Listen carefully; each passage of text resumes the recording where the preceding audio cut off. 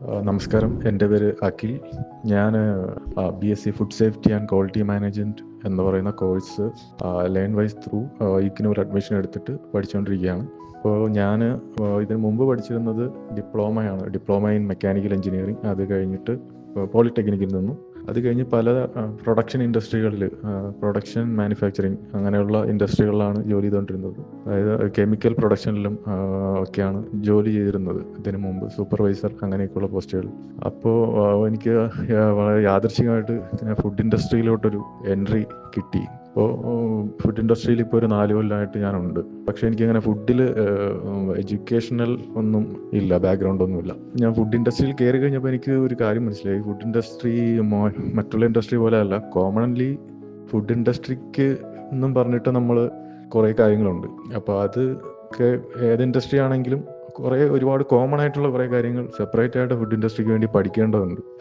അതിപ്പോൾ ഓരോ കമ്പനികളിൽ പോയി കഴിഞ്ഞപ്പോഴത്തേക്കും എനിക്ക് മനസ്സിലായി. ഞാനൊരു 2-3 കമ്പനി ഫുഡ് ഇൻഡസ്ട്രി തന്നെ ചേഞ്ച് ചെയ്തു.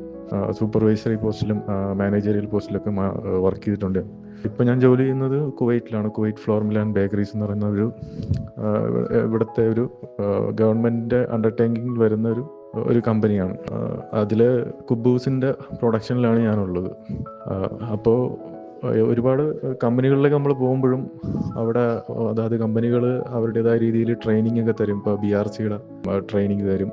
ബ്രിട്ടീഷ് റീറ്റെയിൽ കൺസോർഷ്യം, അതാണ് BRC. അപ്പോൾ അവരുടെ ട്രെയിനിങ് ഒരു കമ്പനിയിൽ നിന്ന് കിട്ടിയിട്ടുണ്ടായിരുന്നു. അതുപോലെ FSSA ഫോസ്റ്റാക്ക് സർട്ടിഫിക്കറ്റ് എനിക്കുണ്ട്. അപ്പോൾ അതുപോലെ പല ട്രെയിനിങ്ങുകളും കാര്യങ്ങളൊക്കെ കിട്ടുമ്പോൾ നമുക്ക് ഒരു ഐഡിയ കിട്ടും. എങ്കിലും കൃത്യമായിട്ടുള്ള ഐഡിയ കിട്ടണമെന്നുണ്ടെങ്കിൽ അതുമായിട്ട് നമ്മൾ എന്തെങ്കിലും പഠിച്ചിരിക്കണം എന്ന് തോന്നിയോണ്ടാണ് ഞാനിപ്പോൾ ഈ ഒരു കോഴ്സ് ചെയ്യാനായിട്ട് തീരുമാനിച്ചത്.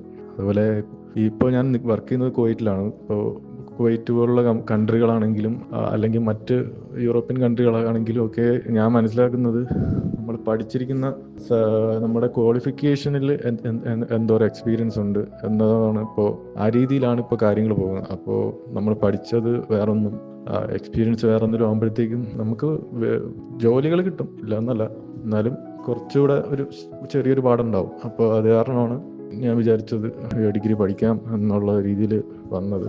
പിന്നെ ഒരു ഡിഗ്രി തീർച്ചയായിട്ടും അത്യാവശ്യമാണല്ലോ ഇനിയിപ്പോൾ. അപ്പോൾ ആ രീതിയിൽ ആണ് ഞാൻ ഈ കോഴ്സ് എടുത്തിരിക്കുന്നത്. അതുപോലെ ഒരുപാട് കാര്യങ്ങളും നമുക്ക് മനസ്സിലാക്കാനുണ്ട് ഫുഡ് ഇൻഡസ്ട്രിയുമായിട്ട് ബന്ധപ്പെട്ടാണെങ്കിൽ. ഇപ്പോൾ ഞാൻ വർക്ക് ചെയ്യുന്ന സ്ഥലത്താണെങ്കിലും കുബൂസിൻ്റെ പ്രൊഡക്ഷൻ ആണെങ്കിലും ഫുള്ള് ഓട്ടോമേറ്റഡ് ആണ്. റോബോട്ടിക്സ് ഒക്കെ വെച്ചിട്ടാണ് ഒരു മിക്സിങ്ങും കാര്യങ്ങളും ഒക്കെ നടക്കുന്നത്. അതുപോലെ ഇപ്പോൾ നമുക്ക് പഠിക്കാൻ ഇപ്പോൾ ഫസ്റ്റ് ഇയറിൽ തന്നെ വാട്ടർ എന്ന് പറഞ്ഞിട്ടൊരു പോർഷനുണ്ട്. ഇപ്പോൾ ഈ ഹ്യൂമിഡിറ്റി കാര്യങ്ങളൊക്കെ ഭയങ്കരമായിട്ട് എഫക്റ്റ് ചെയ്യും, നമ്മുടെ വളരെ ഭയങ്കരമായി എഫക്റ്റ് ചെയ്യും. ഇപ്പോൾ ഇവിടെ കുവൈറ്റിലൊക്കെ ആണെങ്കിൽ ഹ്യൂമിഡിറ്റി 75% പോകാറുണ്ട്. അതൊക്കെ നമ്മുടെ ഫുഡിനെ, നമ്മുടെ പ്രോസസ്സിനെ ഭയങ്കരമായിട്ട് എഫക്റ്റ് ചെയ്യും. ചില സമയത്തൊക്കെ ഇത് ഡോ മിക്സ് ചെയ്യുമ്പോഴും ഒക്കെ എന്താ പറയുക, ഒരുപാട് ബുദ്ധിമുട്ടുണ്ടാകും. ഇതൊക്കെ പോകുന്ന വഴിക്ക് പല മെഷീൻ പാർട്സിലും ചുറ്റിപ്പിടിച്ചിട്ട് മണിക്കൂറുകളോളം ക്ലീൻ ചെയ്യേണ്ടുന്ന അവസ്ഥയൊക്കെ ഉണ്ടാകാറുണ്ട്.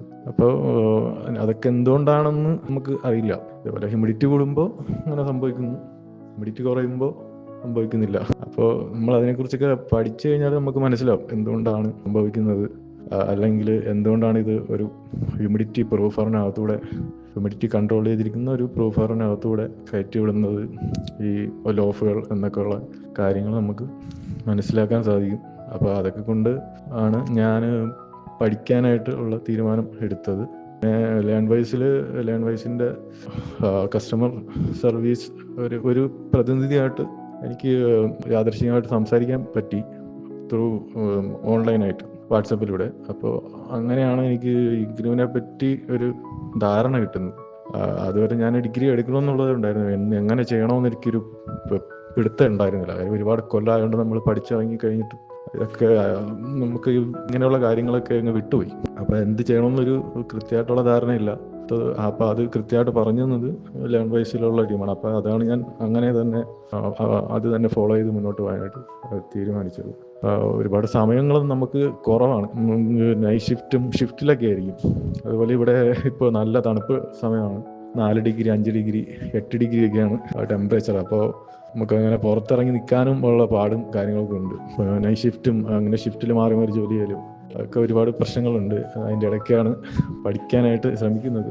3 വർഷം കൊണ്ട് നടന്നില്ലെങ്കിലും ഒരു 4 വർഷം കൊണ്ടെങ്കിലും കംപ്ലീറ്റ് ചെയ്യണം എന്നാണ് പ്രതീക്ഷിക്കുന്നത്. ഇതാണ് എന്നെക്കുറിച്ചുള്ള കാര്യങ്ങൾ.